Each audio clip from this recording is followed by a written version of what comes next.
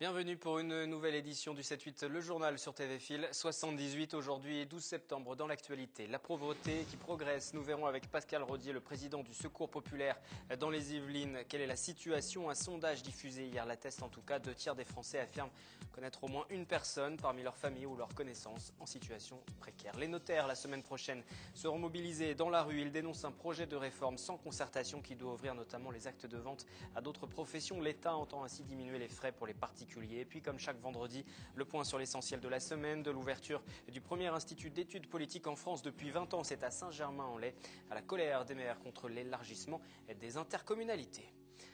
Un chiffre pour débuter ce journal, 400 000 C3 Citroën produite à Poissy par PSA. L'usine travaille sur ce modèle depuis 2009. Elle vient aussi de récupérer la production d'Aulnay-sous-Bois après la fermeture du site sur place à l'automne dernier. Le secteur automobile qui a du mal à se relever. Néanmoins, l'URSSAF a annoncé un peu plus tôt dans cette semaine que les constructeurs avaient vu leur effectif chuter de 8,7% en un an. En 5 ans, 10 000 emplois perdus juste pour la région francilienne. Mercredi 17 septembre, un rassemblement des 9500 notaires de France est annoncé à Paris, place de la République. La profession dénonce un projet de réforme qui la vise et qui permettrait notamment d'ouvrir les actes de vente à d'autres professions. Le gouvernement espère ainsi redonner du pouvoir d'achat aux Français en faisant chuter les tarifs des transactions. C'est l'effet inverse qui va se produire selon les principaux intéressés. Patrick Jacques de Dixmude a rencontré l'un d'entre eux. Aujourd'hui, c'est comme si on disait qu'un charcutier va pouvoir vous opérer. On va fermer toutes les études de France le 17 septembre, mercredi prochain. On va tous se retrouver place de la République pour montrer notre mécontentement et notre rassemblement ferme.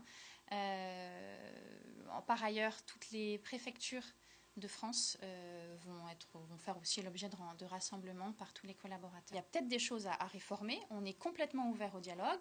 Le président du Conseil supérieur du notariat, M. Tarad, est ouvert au dialogue. Je crois qu'il rencontre Mme Taubira et M. Macron la semaine prochaine.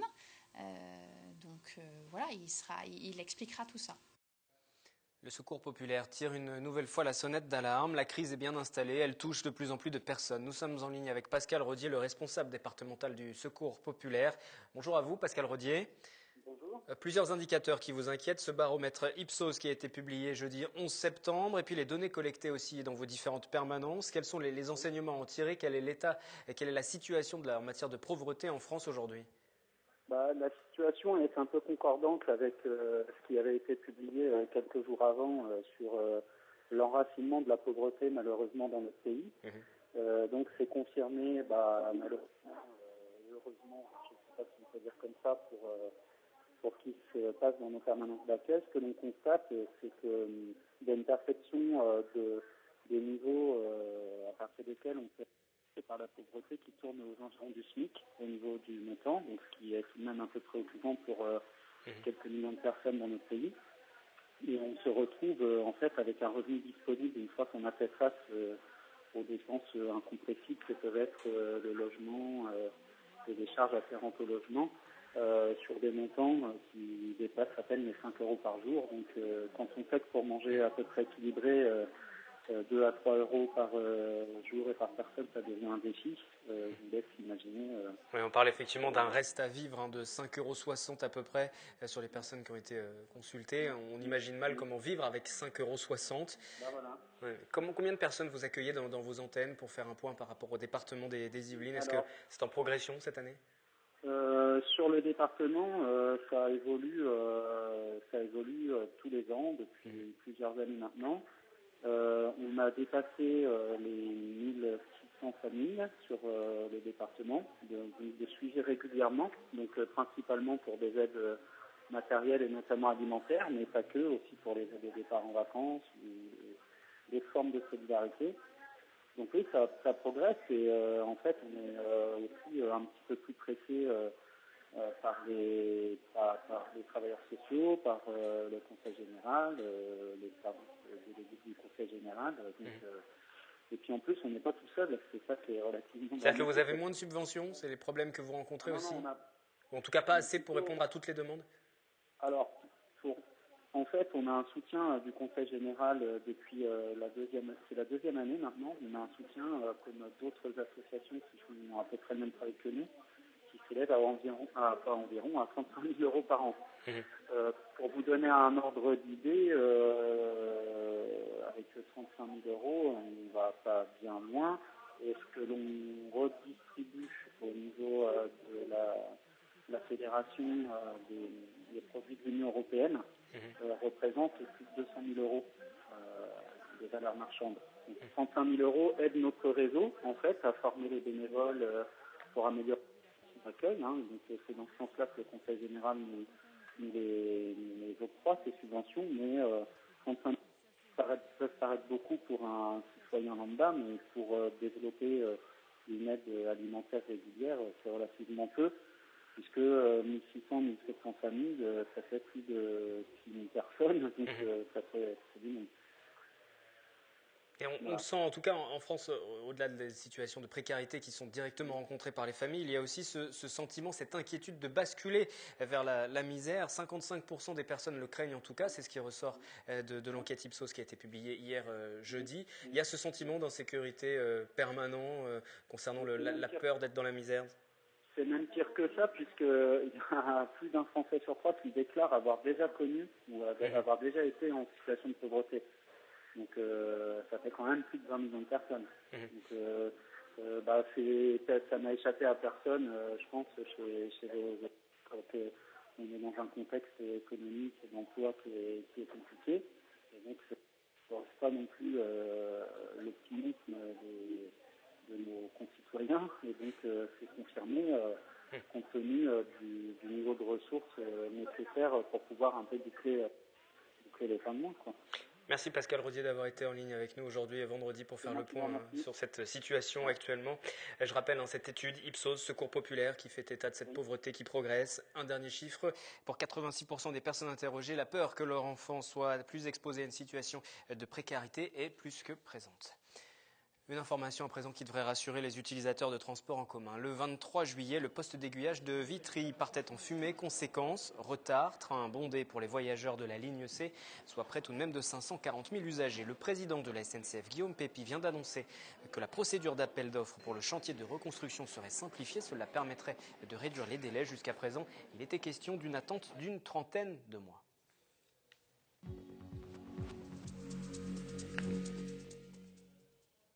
Comme chaque vendredi, nous passons maintenant à l'essentiel de cette semaine et le nom très net des élus locaux à une intercommunalité de 800 000 habitants. L'annonce d'une fusion de plusieurs agglomérations par le préfet de la région Île-de-France d'ici à 2015 avec la présentation d'une première carte de travail a été l'occasion d'échanges vifs entre les principaux concernés. Pour notre secteur des Yvelines, Saint-Quentin, Versailles, mais aussi une partie de l'Essonne pourrait fusionner. Catherine Zulato. Une intercommunalité à 800 000 habitants allant de Plaisir, Versailles-Grand-Parc, Saint-Quentin-en-Yvelines jusqu'à Massy, trop grande. Pour le président de la Casquisse, cela n'a pas de sens. C'est une très mauvaise idée de vouloir faire un territoire aussi gigantesque. Je rappelle que 800 000 habitants, ça serait la plus grosse intercommunalité de France. Comment trouver une gouvernance équilibrée d'un territoire qui comprendrait des communes comme la Verrière, des communes comme Orsay, et on irait jusqu'à Vissou, on irait jusqu'à Linas-Montlhéry. C'est complètement fou. Je vous rappelle quelques chiffres. Notre degré d'intercommunalité au niveau de Saint-Quentin est de 50%. Notre intégration intercommunale est de 50%. Versailles-Grand-Parc est à 15%. La CAP, c'est à peu près pareil. Et Europe-Essonne peut-être à 17%. On regarde un petit peu la différence qu'il y a. Le président de la communauté d'agglomération rappelle qu'ils sont membres du plateau de Saclay et il estime que le travail commun est déjà bien entamé. La vraie réponse aujourd'hui, effectivement, c'est de renforcer notre coopération intercommunale avec d'autres. Mais pour cela, on n'a pas besoin de fusionner toutes ces intercommunalités. Même point de vue pour le président du Conseil général, l'UMP, Pierre Bédier. Je suis d'accord pour qu'on aille plus loin que le simple établissement public d'aménagement qui s'occupe du plateau de Saclay. Et donc, je considère que les 4 intercommunalités concernées peuvent se réunir, non pas fusionner, mais se réunir dans une structure qui n'est pas une nouvelle hiérarchie, fonctionnaire, impôts, etc., mais qui est un outil de coordination. À gauche, on s'interroge également sur ce projet de large intercommunalité. Le maire de la Verrière souhaiterait plutôt valoriser l'existant. La proposition du préfet ne me semble pas d'actualité. En tout cas, nous n'en sommes certainement pas là. Aujourd'hui, la question, c'est d'avoir un élargissement tel que la loi nous y contraint, un élargissement, et cet élargissement doit se faire en fonction des projets immédiats. Les élus de gauche de l'agglomération ont plaidé pour une intercommunalité qui s'élargit sur le périmètre de l'Oyenne, donc plutôt du côté Saclay, et l'intégration de Maurepas, c'est une position sur laquelle nous nous sommes mis d'accord avec le maire de Trappes, le maire de Guyancourt et le maire de Magny. C'est la position que nous défendons au sein de l'agglomération. Du côté de l'Essonne, les dents grincent également. Ils ne veulent pas notamment de la dette de Saint-Quentin en Yvelines. Les élus réunis au sein de la commission régionale de coopération intercommunale se seraient déjà prononcés contre ce rapprochement. D'ici 3 mois, le préfet de région devrait rendre son arbitrage. Et au milieu de ce futur mastodonte, la petite commune de Coignères qui tient à son indépendance, comme l'a expliqué son maire Henri Pailleux, invité du journal Jeudi, il est très en colère, il ne comprend pas pourquoi il devrait quitter sa communauté de communes des Étangs qu'il a eu déjà beaucoup de mal à accepter récemment. On l'écoute. Tout ça, ce n'est que des projets de technocrates en col blanc, et je les dénonce fortement. Et ce qui m'attriste dans cette affaire, c'est que je découvre tout doucement que nos parlementaires sont eux-mêmes devenus des technocrates. Je dénonce, je dirais, tout ça. Et en plus de ça, on nous ment. Il faut savoir que plus les structures sont grosses, plus ça coûte cher. Le résultat de tout ça, c'est quoi? Eh bien, c'est le fait que ce qui est en perspective derrière, parce que c'est la logique du système, c'est la disparition des communes. Il faut le savoir, ça. Alors que les maires sont les élus les plus appréciés de leurs concitoyens, parce que ce sont des élus de proximité. Dans ma communauté de communes des Étangs, que nous allons défendre, parce qu'il faut bien quand même qu'on défende quelque chose, pour essayer d'aboutir à quelque chose ayant une taille humaine, on va dire, eh bien, il est parfaitement clair que nos clochers sont à des distances de 10 km les uns par rapport aux autres. Actuellement, lorsqu'un administré, je dirais, veut aller voir son maire parce qu'il a des problèmes, etc., c'est facile d'accès. Mais demain, il va falloir qu'il aille voir le président de la communauté de communes, qui est à 15 km de Coignères. Et après la politique, l'éducation toujours au cœur de l'actualité en cette deuxième semaine de septembre. Les syndicats d'enseignants, premier comme second degré, viennent de tenir une conférence de presse dans les locaux de la FSU à Trappes. Ils tirent la sonnette d'alarme eux aussi sur le manque de professeurs, une vraie crise du recrutement qui touche actuellement le pays. 4 heures de philo au lycée d'hôtellerie et de tourisme de Guyancourt, 8 heures de technologie au lycée Champollion à Voisins-le-Bretonneux, pas de professeur d'allemand au collège de la Clé-Saint-Pierre à Elancourt, 20 heures de mathématiques non pourvues au lycée Émilie de Breteuil à Montigny. Voici quelques exemples relevés par le syndicat du secondaire, le SNES, à l'occasion de cette rentrée 2014. Des emplois ont pourtant été créés. Des créations d'emplois certes, mais qui ne couvrent pas ou à peine les hausses des effectifs. La deuxième problématique, c'est de pourvoir ces emplois, étant donné qu'on a de gros problèmes de recrutement. Et donc, rien que sur l'Académie de Versailles, 300 postes d'après le rectorat qui ne sont pas pourvus suite au concours. Certaines filières sont plus touchées que d'autres, comme les mathématiques, la technologie ou les sciences physiques, mais une situation que l'on retrouve aussi selon les syndicats chez les professeurs de sport, et ça, c'est nouveau. On faisait toujours le plein sur les concours. Et là, pour la première fois, on n'a pas fait le plein sur un concours. Et la liste complémentaire qui a été ouverte, la première depuis de nombreuses années, n'a pas permis de faire le plein total. Ça ne se voit pas directement dans les établissements, puisqu'il y a un volant de collègues qui sont chargés du remplacement, soit à l'année, soit sur les courtes et moyennes durées, et qui permettent de boucher les trous. Une des raisons qui pourrait expliquer ce manque d'envie, l'image du métier et le salaire. Un jeune professeur des écoles démarre à 1,17 fois le SMIC pour un niveau d'études à Master 1, puisqu'ils sont recrutés, le concours a lieu au Master 1, et peut-être que ça ne suscite plus de vocation. Pour l'heure, donc, les volants horaires manquants sont comblés par des heures supplémentaires et des contractuels devraient être recrutés par le rectorat. Les syndicats restent attentifs. Cette question ainsi que celle des rythmes scolaires devrait être à l'ordre du jour du prochain comité technique prévu fin septembre. Éducation toujours, un institut d'études politiques en France, dans les Yvelines. C'est même une première. Cela faisait 20 ans à travers le pays qu'aucune création n'avait été possible. Sciences Po Saint-Germain-en-Laye vient d'ouvrir ses portes à 80 étudiants cette semaine. Ces premiers pas sont en quelque sorte historiques. Ces étudiants sont les premiers de l'Institut d'études politiques de Saint-Germain-en-Laye. Mais la particularité de ce 10e IEP est ailleurs, ses liens avec ses deux facultés fondatrices, Cergy-Pontoise et l'Université de Versailles 50 ans-en-Yvelines, dont 40% des enseignants sont issus. L'objectif, créer à terme des passerelles entre les établissements. D'une part, on met en place des dispositifs de préparation au concours dans les lycées publics et à l'université. Et puis, il est prévu en 2016 l'ouverture d'un concours 4e année qui sera spécifique, puisqu'on ouvrira des places par section et qui seront ouvertes aux étudiants des universités. Donc les passerelles, oui, on les crée. Cette première promotion de l'IEP yvelinois se compose de 82 étudiants pour 41 professeurs. Ils bénéficieront d'une formation sur 5 ans, dont la dernière dans un des Master 2 de l'UVSQ ou de Cergy-Pontoise. Et si les plus pessimistes tentent à penser que cette première promotion va essuyer les plâtres, du côté des élèves, participer à cette aventure est une vraie chance. D'être la première promo, c'est vrai qu'on insiste bien, la directrice a bien insisté sur le fait que c'est nous qui allons marquer un peu l'image de l'IEP, etc. Donc, il y a une responsabilité on est tous contents de pouvoir créer plein de choses aussi, vu que tout est à faire, genre de pouvoir faire nos associations, nos trucs.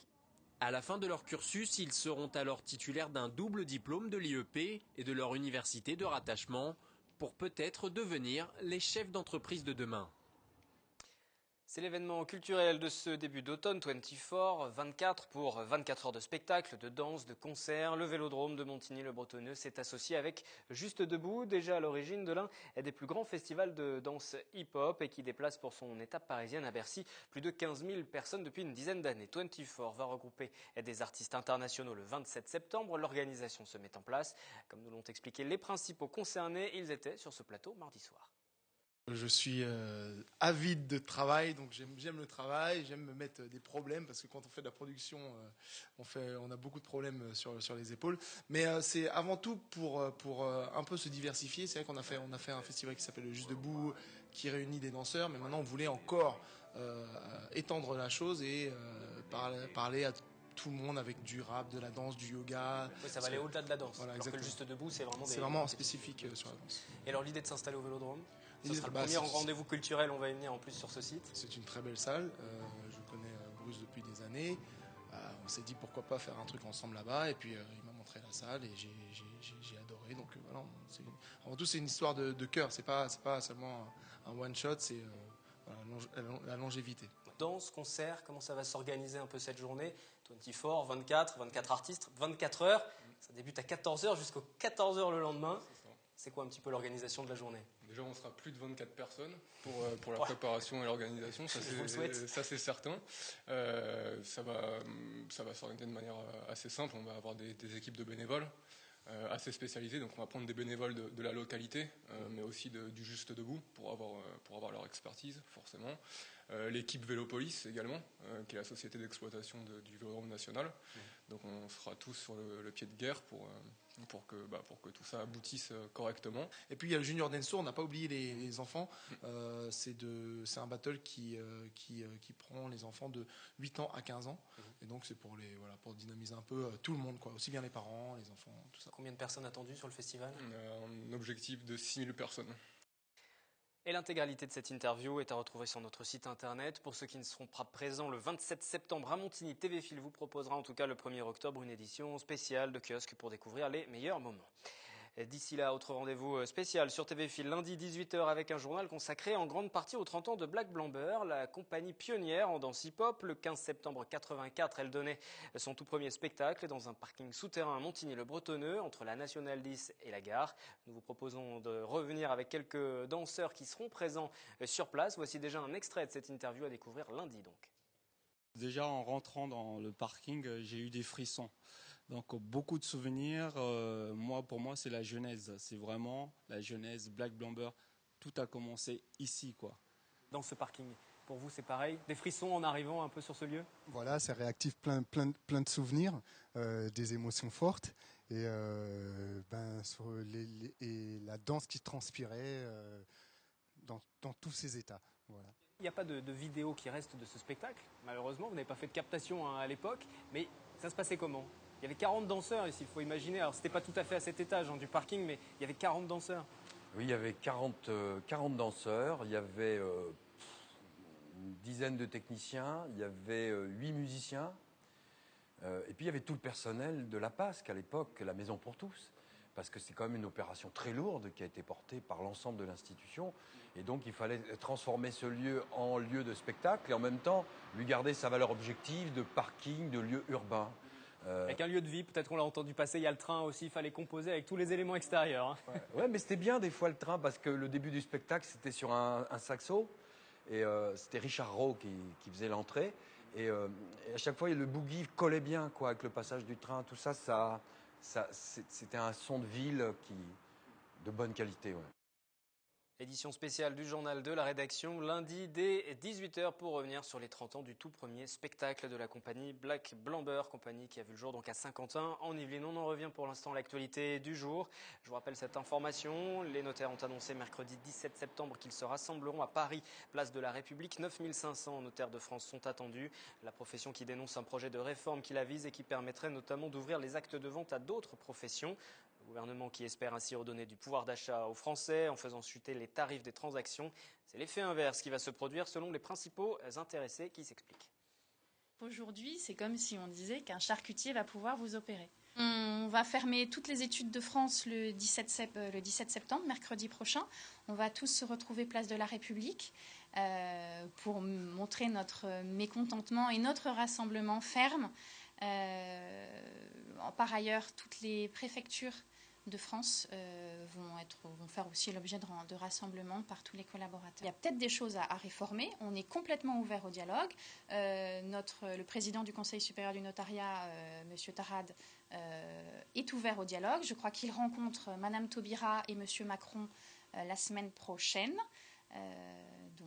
Voilà, il expliquera tout ça. Fin du journal, on se retrouve donc lundi à 18h pour vous accompagner d'ici là. Anthony Reich avec le 7-8 Week-end pour un point sur vos loisirs et vos sorties. À lundi.